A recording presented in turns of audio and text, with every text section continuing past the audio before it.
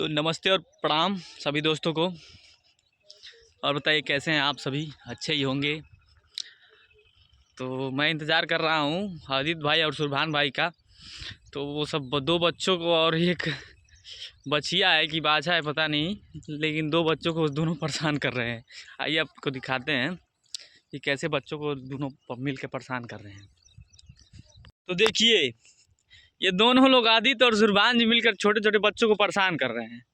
ये बच्चे ले जा रहे थे, कहाँ ले जा रहे थे बाबू तुम लोग? हम लोग गोड़ियाने वहाँ ना ले जाओ, वहाँ लोग रेता में छोड़ के आओ। ये लोग जाके लइकन के लोग परेशान करते हैं, सही काम है।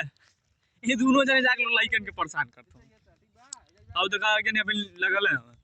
ठीक बा लइकन के सपोर्ट करते रहा। कौन चीज सपोर्ट कइलो? हेल्प कौन चीज बताओ?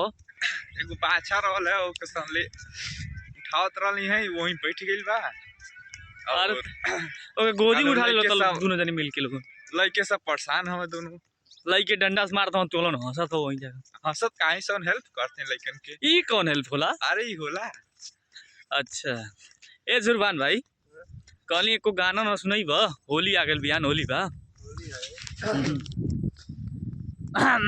गई रे खेखार ला तनी।